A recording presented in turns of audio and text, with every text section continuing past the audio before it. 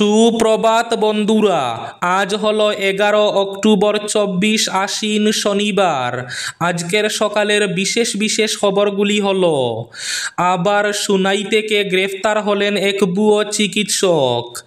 আবার মুন্নাবাই এমবিবিএস গ্রেফতার হলেন সুনাই পুলিশের হাতে। এবার পাতারকান্দি দোহালিয়া মসজিদ মুকাম সহ আশেপাশের 11টি পরিবারে উচ্ছেদের নোটিশ। 3 দিনের ভেতরে খালি করার নির্দেশ, অন্যথায় জোরপূর্বক দখলমুক্ত করা হবে। কাছাড় সহ সমগ্র বরাক উপত্যকায় বেকার যুবকদের আশার আলো না হতাশার ছায়া। ব্যাটারির নীলাভ অটোরিকশার চাকা ঘুরলেও গতি হারাচ্ছে রোজগার। 22 দিন পেরিয়ে গেল, জানতে পারলাম না কেন কোন পরিস্থিতিতে মৃত্যু হয়েছিল জুবিন গার্গের। আমি আর কিছুই চাই না, এই কথাটা জানতে চাই। হঠাৎ সোনাপুরে জুবিন গার্গের সমাধিতে উপস্থিত হয়ে কেঁদে কেঁদে এই কথাগুলো বললেন জুবিন গার্গের স্ত্রী গরিমা শইকিয়া গার্গ। জেলে থাকা বন্দীরাও এবার ভোট দেবেন। কেন্দ্র নির্বাচন কমিশনকে সুপ্রিম কোর্টের নোটিশ। বরাকের গুরুত্বপূর্ণ সড়ক প্রকল্পের কাজ শেষ হবে 2026-এর মার্চে, বললেন মন্ত্রী কৌশিক রায়। শিলচর পুর নিগমের ভোট এবার সরকারের কোর্টেই বল ঠেলল কমিশন। মিয়াদের চাপে রাখলেই অসম সুরক্ষিত, গোয়ালপাড়া বিশ্বনাথ বিহালিতে ফের উচ্ছেদ চলবে, বললেন মুখ্যমন্ত্রী হিমন্ত বিশ্ব শর্মা। সরষের তেলের কদর বুঝেন না গৌরব গগৈরা। গগৈ পরিবারকে আবার কটাক্ষ মুখ্যমন্ত্রী হিমন্ত বিশ্ব শর্মার। মুখ্যমন্ত্রীর কোনো সম্পত্তি নেই, বেতনের বাইরে 1 টাকার সম্পত্তিও নেই। দেশের ধনী সিএম তালিকায় 9ম স্থানে থাকা অসমের মুখ্যমন্ত্রীর দাবিতে তীব্র প্রতিক্রিয়ার সৃষ্টি হয়েছে। বিস্তারিত থাকবে প্রতিবেদনে। বিজেপি অগপ সেরে এবার কংগ্রেসে যোগ দিলেন পাতারকান্দির প্রাক্তন বিধায়ক কার্তিক সেনা সিনহা। জনগণের দুয়ারে জনগণের কংগ্রেস কর্মসূচি ঘোষণা গৌরব গগৈর।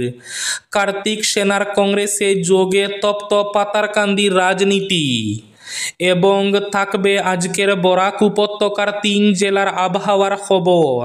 তাহলে বিস্তারিত খবরে যাওয়ার আগে অবশ্যই ভিডিওটিতে একটি লাইক করে চ্যানেলটি সাবস্ক্রাইব করে পাশের বেল আইকনটি বাজিয়ে রাখবেন এবং ফেসবুক পেজটি ফলো করে ভিডিওটি অবশ্যই শেয়ার করবেন, যাতে সঠিক তথ্যগুলো সবার কাছে পৌঁছাতে পারে।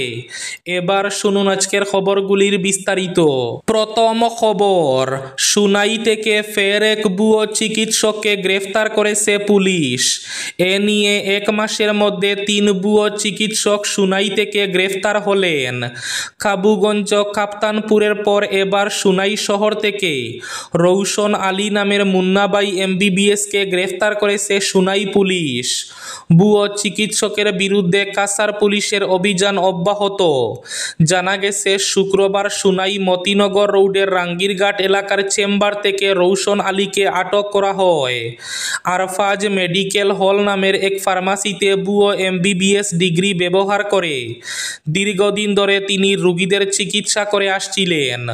তবে শুক্রবার সন্ধ্যায় সুনাই পুলিশের একটি দল ছদ্মবেশে রোগী সেজে তার ফার্মাসিতে চিকিৎসা নিতে গেলে পুলিশের জালে আটকা পড়েন ভুয়ো ডাক্তার। কাছাড় সহ সমগ্র বরাক উপত্যকায় বেকার যুবকদের আশার আলো না হতাশার ছায়া। ব্যাটারির নীলাভ অটোরিকশার চাকা ঘুরলেও গতি হারাচ্ছে রোজগার। কাছাড় সহ সমগ্র বরাক উপত্যকায় বেকারত্বের ক্রমবর্ধমান স্রোতের মধ্যে বেসরকারি পরিবহন খাত, বিশেষ করে অটোরিকশা চালনা বহুদিন ধরে যুব সমাজের জীবিকার সহজ অন্যতম নির্ভরযোগ্য পথ হয়ে উঠেছে। শিক্ষিত, অর্ধশিক্ষিত, অল্প শিক্ষিত কিংবা অশিক্ষিত সব শ্রেণীর মানুষই এই পেশায় জড়িয়েছেন জীবিকার প্রয়োজনে। কেউ নিজে অটোরিকশা কিনে, কেউ বা ঋণ নিয়ে কিংবা ভাড়ায় গাড়ি চালাচ্ছেন। কিন্তু সাম্প্রতিক বছরগুলোয় ব্যাটারি চালিত অটোর আগমন এই পেশায় যেমন নতুন আশার আলো জ্বালিয়েছে, তেমনি খুব তাড়াতাড়ি সরিয়ে দিয়েছে হতাশার ছায়াও। ৩-৪ দশক আগেও পেট্রোল চালিত অটোরিকশা ছিল এই অঞ্চলের যুবকদের অন্যতম আয়ের মাধ্যম। বিশেষত সুনাইয়ের মতো এলাকা থেকে প্রতিদিন শত শত যুবক অটোরিকশা নিয়ে শিলচর শহরে পাড়ি দিতেন জীবিকার তাগিদে। শহর শিলচরে হলুদ হুড অটোর প্রচলন একসময় এই পেশায় নতুন গতি এনে দেয়। পারমিটের চাহিদা বাড়ে, শহরের চালকদের আয় হয়ে ওঠে ঈর্ষণীয়। বাধাগ্রস্ত হন গ্রামীণ পারমিটের অটোরিকশা চালক। তারপরও গ্রামীণ এলাকায় আয় তুলনামূলক কম হলেও একজন পরিশ্রমী চালকের পক্ষে পরিবারের খরচ চালনা মোটেই অসম্ভব ছিল না।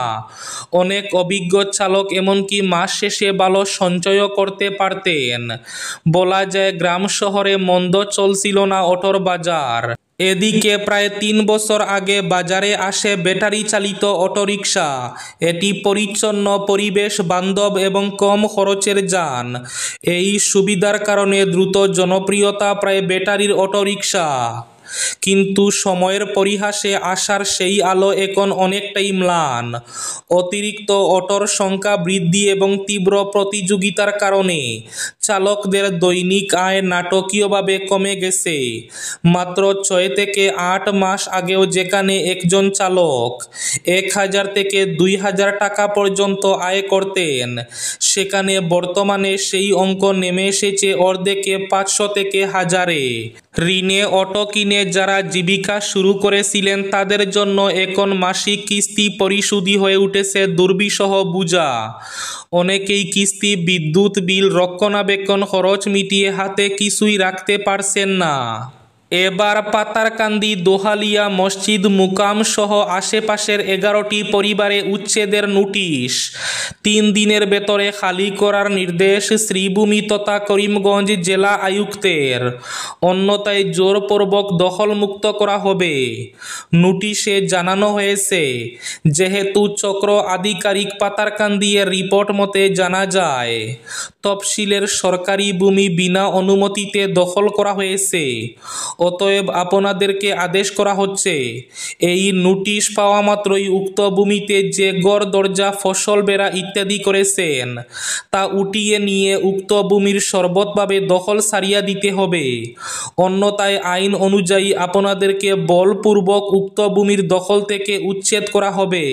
মিয়াদের চাপে রাখলেই অসম সুরক্ষিত। গোয়ালপাড়া, বিশ্বনাথ, বিহালিতে ফের উচ্ছেদ চলবে, বললেন মুখ্যমন্ত্রী হিমন্ত বিশ্ব শর্মা। ২৬-এর বিধানসভা নির্বাচনে বিজেপির নেরেটিভ কি হতে চলেছে সেটাই বুঝিয়ে দিলেন মুখ্যমন্ত্রী হিমন্ত বিশ্ব শর্মা। তিনি বলেন, রাজ্যে মিয়াদের চাপে রাখতে পারলেই অসম থাকবে সুরক্ষিত।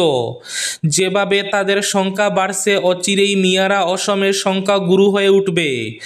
এই আশঙ্কার কথা শুনিয়ে হিমন্ত বিশ্বের ভাষ্য, এখনই জনগণনা করে দেখুন মিয়ারা রাজ্যে ৩৮% হয়েই গিয়েছে।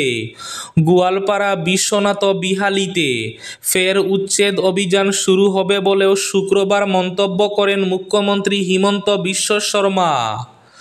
সরষের তেলের কদর বুঝেন না গৌরব গগৈরা। গগৈ পরিবারকে ফের কটাক্ষ মুখ্যমন্ত্রী হিমন্ত বিশ্ব শর্মার। ডিব্রুগড়ের জনসভায় কংগ্রেস সাংসদ গৌরব গগৈকে লক্ষ্য করেই তীব্র আক্রমণ শানালেন মুখ্যমন্ত্রী। হাল ফিলে রেশন কার্ডধারীদের মধ্যে সরষের তেল বিতরণের পরিকল্পনা নিয়ে হিমন্ত সরকারকে বিঁধেছিলেন গৌরব গগৈ। এরই জবাব দিতে গিয়ে গতকাল গৌরব গগৈকে কটাক্ষ করেন মুখ্যমন্ত্রী। তিনি বলেন, খুব নিচু স্তরের রাজনীতিতে নেমে গিয়েছে কংগ্রেস। গৌরব গগৈকে কুচা দিয়ে মুখ্যমন্ত্রী বলেন, আজ সকালে দেখেছিলাম ইংল্যান্ডের মানুষ কি খায়, দেখলাম ওরা সূর্যমুখী তেল ব্যবহার করে। গৌরব গগৈর সন্তানরা ইংল্যান্ডে থাকে এবং তারা ব্রিটিশ নাগরিক, তাই গৌরব সরষের তেলের মূল্য বুঝেন না। সূর্যমুখী তেলের কথা বললে হয়তো বুঝবেন। তিনি আরও বলেন, যে কংগ্রেস একসময় ব্রিটিশদের বিরুদ্ধে লড়েছিল, আজ তারা ব্রিটিশদের প্রতি হাঁটছে। এর চেয়ে লজ্জার আর কি হতে পারে, বললেন মুখ্যমন্ত্রী হিমন্ত বিশ্ব শর্মা। 1 টাকার সম্পত্তিও নেই মুখ্যমন্ত্রীর, কাজ করে খান স্ত্রীও। দেশের ধনী সিএম তালিকায় নবম স্থানে থাকা অসমের মুখ্যমন্ত্রীর দাবিতে তীব্র প্রতিক্রিয়ার সৃষ্টি হয়েছে। কে বলল দেশের ধনী মুখ্যমন্ত্রীদের তালিকায় 9 নম্বর স্থানে রয়েছেন অসমের মুখ্যমন্ত্রী? কারণ খোদ মুখ্যমন্ত্রীর দাবি 1 টাকার সম্পত্তিও নেই, বেতনের বাইরে কিছুই নেই। সম্পত্তিতে লোভ থাকার কথা অস্বীকার করে গর্ব ভরে তিনি বলতে পারেন হিমন্ত ভিন্ন ধরনের মানুষ। শুক্রবার ডিব্রুগড়ে সাংবাদিকদের প্রশ্নে মুখ্যমন্ত্রী হিমন্ত বিশ্ব শর্মা যখন নিজেকে সম্পত্তিহীন ঘোষণা করেছেন, তখন সম্ভবত উনার মাথায় ছিল না যে কিছুদিন আগেই association of Democratic reforms and national election watch নামের সংস্থা দেশের ধনী মুখ্যমন্ত্রীদের এক তালিকা প্রকাশ করেছে। দেশের 10 জন বিত্তবান মুখ্যমন্ত্রীদের তালিকায় নবম স্থান পেয়েছেন অসমের মুখ্যমন্ত্রী হিমন্ত বিশ্ব শর্মা। তবে মুখ্যমন্ত্রীর গতকালের আমার সম্পত্তি নেই মন্তব্য নিয়ে তীব্র তোলপাড় সামাজিক মাধ্যমে। কলিযুগের সর্ববৃহৎ মিথ্যে বলে আখ্যায়িত করা হচ্ছে মুখ্যমন্ত্রীর বক্তব্যকে। সমালোচনার অস্ত্র হাতে পেয়ে গেছেন বিরোধীরাও, কারণ মুখ্যমন্ত্রী সম্পত্তিহীন এটা বিশ্বাস করে না কেউ। জুবিন গার্গের রহস্য মৃত্যুর 22 দিন পেরিয়ে গেল, জানতে পারলাম না কেন, কোন পরিস্থিতিতে মৃত্যু হয়েছিল জুবিনের। আমি আর কিছুই চাই না, এই কথাটা জানতে চাই। আপনারা সবাই ন্যায় বিচারের জন্য সরব থাকবেন। শুক্রবার রাতে হঠাৎ করে সোনাপুরে জুবিন গার্গের সমাধিতে উপস্থিত হয়ে কেঁদে কেঁদে এই কথাগুলো বললেন জুবিন গার্গের স্ত্রী গরিমা শইকিয়া গার্গ। বিজেপি অগপ সেরে এবার কংগ্রেসে যোগ দিলেন পাতারকান্দির প্রাক্তন বিধায়ক কার্তিক সেনা সিনহা। জনগণের দুয়ারে জনগণের কংগ্রেস কর্মসূচি ঘোষণা গৌরব গগৈর। বিজেপি সেরে AIUDF তারপর অগপ ঘুরে এবার কংগ্রেসে যোগ দিলেন পাতারকান্দির প্রাক্তন বিধায়ক কার্তিক সেনা সিনহা। 26শে বিধানসভা ভোটে প্রার্থিত্বের স্বপ্ন নিয়ে কংগ্রেসে ভিড়েছেন তিনি। তাছাড়া প্রাক্তন কংগ্রেস সাংসদ কিরিপ চলিহার পুত্র অর্কাশিস চালিহাও গতকাল বিজেপি ছেড়ে যোগ দিয়েছেন কংগ্রেসে। প্রদেশ কংগ্রেসের সভাপতি গৌরব গগৈ তাদের সদস্য পদ দিয়ে দলে স্বাগত জানিয়েছেন। শুক্রবার সকালে প্রদেশ কংগ্রেসের সদর কার্যালয়ে রাজীব ভবনে এক যোগদান কর্মসূচি অনুষ্ঠিত হয়। বিভিন্ন দলের নেতাকর্মীদের কংগ্রেসে স্বাগত জানিয়ে প্রদেশ সভাপতি গৌরব গগৈ জনগণের দুয়ারে জনগণের কংগ্রেস নামের কর্মসূচি হাতে নেওয়ার কথা ঘোষণা করেন। জেলে থাকা বন্দীরাও এবার ভোট দেবেন। কেন্দ্র নির্বাচন কমিশনকে সুপ্রিম কোর্টের নোটিশ। বিচারাধীন বন্দীদের ভোটাধিকার চেয়ে দায়ের করা একটি জনস্বার্থ মামলার ভিত্তিতে শুক্রবার সুপ্রিম কোর্ট কেন্দ্র এবং ভারতের নির্বাচন কমিশনকে নোটিশ জারি করেছে। ভারতের প্রধান বিচারপতি BR গাভাই এবং বিচারপতি কে বিনোদ চন্দ্রনের একটি বেঞ্চ কেন্দ্র এবং ECI এর কাছে জবাব চেয়েছে। আবেদনকারী সুনিতা শর্মা আইনজীবী প্রশান্ত ভূষণের মাধ্যমে এই জনস্বার্থ মামলাটি দায়ের করেন। আজকের বরাক উপত্যকার 3 জেলার আবহাওয়ার খবর। আজ বরাক উপত্যকার 3 জেলার আকাশ একটু মেঘলা থাকলেও গরম থাকার পূর্বাভাস। শিলচর কাছাড়ে আজ সর্বোচ্চ তাপমাত্রা থাকবে 34 ডিগ্রি সেলসিয়াস এবং সর্বনিম্ন তাপমাত্রা থাকবে 25 ডিগ্রি সেলসিয়াস। শ্রীভূমি তথা করিমগঞ্জ জেলায় আজ সর্বোচ্চ তাপমাত্রা থাকবে 34 ডিগ্রি সেলসিয়াস এবং সর্বনিম্ন তাপমাত্রা থাকবে 24 ডিগ্রি সেলসিয়াস। হাইলাকান্দি জেলায় আজ সর্বোচ্চ তাপমাত্রা থাকবে 34 ডিগ্রি সেলসিয়াস এবং সর্বনিম্ন তাপমাত্রা থাকবে 25 ডিগ্রি সেলসিয়াস। এবার শেষ খবরটি। শিলচর পুর নিগম বুটে সরকারের কৌটেই বল ঠেলল কমিশন। শিলচর পুর নিগম নির্বাচন নিয়ে রাজ্যের মন্ত্রী জয়ন্ত মল্ল বড়ুয়া এবং প্রদেশ বিজেপি সভাপতি দিলীপ শইকিয়া দুয়াশা তৈরি করলেও রাজ্য নির্বাচন দফতর যে এবছরই বুট চাইছে তা স্পষ্ট। 8 অক্টোবর রাজ্য সরকারের পাঠানো কমিশনের এক চিঠিতে শিলচর পুর নিগম নির্বাচন 2025-এর আদর্শ আচরণবিধি কার্যকর করার বিষয়টি বহুলভাবে প্রচারের অনুরোধ করা হয়। রাজ্য নির্বাচন দফতরের সচিবের স্বাক্ষরিত ওই চিঠিতে জানানো হয়, জাতীয় নির্বাচন কমিশনের জারি করা আদর্শ আচরণবিধি রাজ্য নির্বাচন দফতর অনুসরণ করে এবং এই প্রক্রিয়া স্থানীয় নির্বাচনেও কার্যকর হয়ে থাকে। সংবিধান অনুযায়ী মুক্ত এবং অবাধ নির্বাচনের স্বার্থে এমসিসি কার্যকর করাটা জরুরি বলেও চিঠিতে উল্লেখ করা হয়। এই নির্দেশ রাজ্য সরকারের সব দফতরে পাঠানোরও অনুরোধ করা হয়। চিঠিতে বলা হয়, শিলচর পুর নিগম নির্বাচন 2025-এর নির্ঘণ্ট আনুষ্ঠানিক ঘোষণার দিন থেকে শহর এলাকা এবং গোটা কাছাড় জেলায় এই এমসিসি কার্যকর হয়ে যাবে। এই ছিল আজকের সকালের বিশেষ খবরগুলি। ভিডিওটি অবশ্যই লাইক করে শেয়ার করে দেবেন।